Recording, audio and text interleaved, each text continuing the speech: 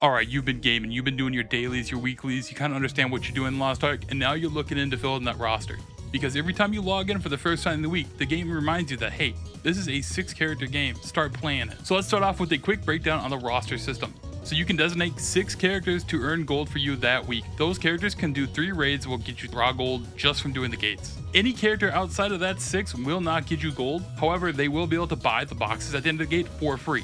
So if you want, you can run additional characters to get free boxes if you're trying to push something and you don't want to pay gold. And so in this video, I really just want to talk about alts, rosters, how to handle them, how people generally handle them, and just some tips. So let's get started. So first off, let's talk about how people handle their rosters. People generally take them in 2 different directions. First direction is going to be 1 main and 5 alts. So in this scenario, you are only really pushing 1 character to endgame content, like the current endgame, and raiding on that. Those 5 alts, those 5 characters, you park them at a lower item level, and you're using them just to get gold and materials, to funnel that over and give them all the gold and all that stuff to your main, to push that 1 character, that 1 main. So here we are, we're late September right now, and I would say at this point of the game, the best place to start parking alts would be at 1490. Now the reason why I'm saying 1490 is because if you hone your relic gear up to plus 15, that will get you to 1490 and that will not cost you any gold to tap. The only gold you'll be spending is basic gold if you need to buy materials or going towards crafting or buying fusion materials. It's pretty cheap to get to 1490 these days. Now with these characters in mind, you have to think about setting them up so you won't get gatekept, because you're trying to save time, but you're supposed to still gain a lot of gold. So you're going to want to aim for about a 5x3 and level 7 gems on these characters. So yes, there is going to be a base cost in getting into this. But another good reason why 1490 is a good parking spot is because that's when you get the soft reset with Brel gear. So what that means is as you do Brel, you're going to get Brel pieces of gear and you're going to transfer that over to your relic gear, and your item level is going to go up without honing. This means as you progress, you will no longer be at item level 4 Brel. So you'll be doing Vicus, which is a 1460, you'll be doing Clown, which is 1475, and then Brel, which is going to be 1490, 1500, and 1520. Transferring everything to Brel should put you at plus 12, and you will have to go to plus 13 if you want to do gate 4. So you will only be on item level for gate 3 or gate 4, depending which one you want to push to. So with those things combined, along with obviously working on your horizontal content, your card sets and all that stuff, you shouldn't have as much of a gatekeeping problem. It's really when you're on item level for the content, people just don't want to take you because they're afraid that you're going to take 1 hit, die, and then that's it for your run. And additionally, since these characters are not characters that you're pushing higher, you don't have to do leapstone dailies, so you can do Una tasks to get reputations higher, or you can be using them to do the low paying ones to get silver, because you're going to need a lot of silver at the end of the day. Now, if you want a chance to make some more gold on these characters, you could decide to push these characters to 1540. And the reason why I'm saying 1540 is because that's when you get access to ancient accessories. These are the accessories that people are going to use for their final build of the game, because right now we're not going any further than 5-3+1 or 5-3+2. So they're going to do their final builds and final setup, and they're going to have that for a very long time, which means these accessories can go up very high in value. However, this choice is completely up to you because it's your materials, your gold, and everything, your silver, that you're going to be spending to honing up this high. And then the other way to handle your roster is the Lost Ark Enjoyer. These 6 mains, you have 6 characters you are pushing to the current endgame content. They are all fighting for gold and silver, which yes, it is an expensive endeavor to push this high. The best thing you can do is probably push 1 character at a time, or probably more accurately, maybe 2 or 3, because you're probably going to run out of shards, and if you're not whaling on shards, it's going to take you a while to gain up, along with leapstones. But hey, at least you can trade leapstones through characters by doing guardian raids. So on top of it being a very, very expensive way, because you're going to need a lot of gold, a lot of silver, a lot of materials, a lot of gems, it's going to be a time-consuming endeavor too, because now you're doing the higher level raids. You're not doing things like Vicus where you can just skip through most of the raid with just damage. You have to go through a lot of mechanics. There's going to be a lot of wipes. You're going to be spending more time progging. It's just going to be a more time-consuming effort. You should only be doing this route if you are enjoying 6 characters, if you are having fun with the game and you want to play more, because maybe 1 con a week isn't good enough for you. You want to do it more, and that's understandable. And I should also mention, to support this kind of roster, you're probably going to need more than 6 characters, because you're probably going to need more alts to start doing those Una dailies for reputations, or doing them for low paying silver, because again, you're going to need a lot of silver, especially if you're running 6 characters. So now you've decided that you are going to go with alts. You're going to want to build up your roster. So how do you go about picking them? Well, the obvious thing is you're going to pick what you want. Pick what you like. Pick what's fun to you, because that's what's going to keep you engaged. That's what's going to make this less of a grind and just more of something you do for fun. But obviously you want to know more than that. So I'm going to give you a few more things to think about. So if you want to think about things as efficiency, you're probably going to be thinking more like on the lines of supports or gun lancer. Parties are always going to want those. They're less likely to be gatekept. And the same thing can be said about a lot of meta classes. Because yes, we are tier list Andes. As much as people like to deny it, people definitely look at that kind of stuff. So classes like Slayer, Glavier, Arcana is pretty good.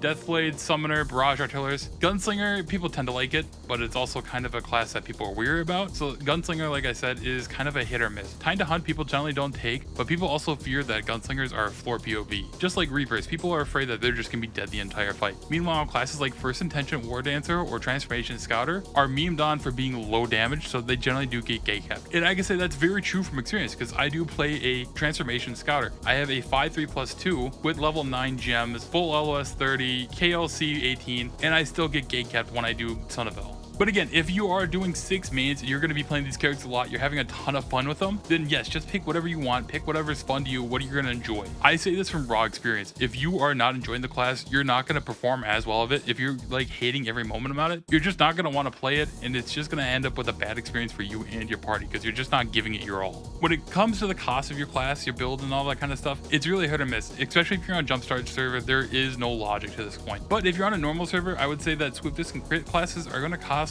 less to make the build. However, when you're pushing it as a main class, it's going to cost more because you're getting more damage gems, because all your damage is going to be spread out through different skills as opposed to a burst class, which is into a few skills. To further elaborate on that, when it comes to level 10 gems, that's when the price difference between a damage and a cooldown gem is actually different. It's usually about twice as much, maybe even almost 3 times as much to do a damage gem. Because, you know, once it's level 10, it's that type of gem forever. There's no re-rolling it, merging it into another one and trying to get the other one. It is just whatever type of gem it is, for life. So even though I was shitting on my main Scouter earlier, Transformation Scouter and also Transformation Shadowhunter are both very effective alts because they only really need 2 gems. Since they have gems that cover their entire transformation skills for attack and cooldown, they only really need those 2 at high level, while the other ones you can be a little bit lower just because you might want a little cooldown reduction just in case you screw up a rotation.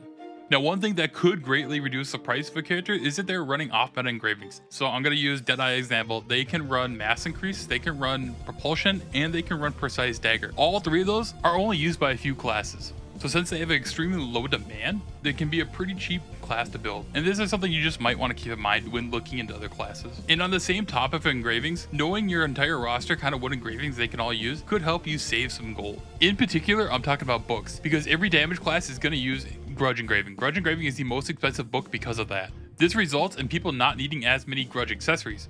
They're generally only going to need 1 Grudge accessory to finish off Grudge because they're going to have 12 from their books and they just need 3 more from an accessory. So this leaves you with the opportunity that if your roster is all using 1 engraving, so for example, if you are using a bunch of raid captain characters, you could spend less gold on raid captain books since all your characters are going to use it anyways, and then you're going to save more gold by buying Grudge accessories because not many people are going to need them because everybody's running Grudge books, so they don't need level 4, 5, 6 Grudge on their accessories. This is how I think about building my characters now. I went out of my way and bought raid captain books even when I already did have Grudge because it would have saved me more gold. Now this won't stay true forever because there is going to be a time when Grudge will go down because everybody's going to have it and the demand is going to go down. But at least right now, that's how I've been building my characters.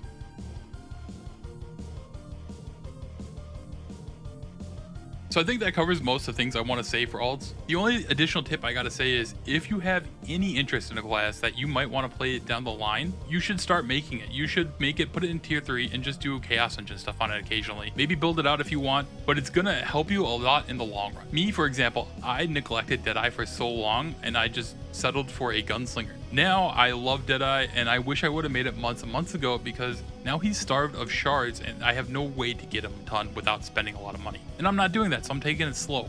Meanwhile, I have characters who I've been doing Rested Chaos on who are sitting at like 1 million plus shards just because I play it occasionally. And in a similar vein, I guess try not to delete characters if you don't have to. If you put a good amount of time in them or you think that you might like in the future, just don't delete them because characters are getting revamps, they're getting changed, and they're changing in a big way. So you might regret deleting something today that you're going to want to play tomorrow. Because that is one thing about that 1 main 5 alts thing. Those 5 alts are going to be super juiced on bound leapstones and honor shards. And they're going to be ready for a push whenever. So that'll be it for this video. Thanks for watching. I'll catch you next time.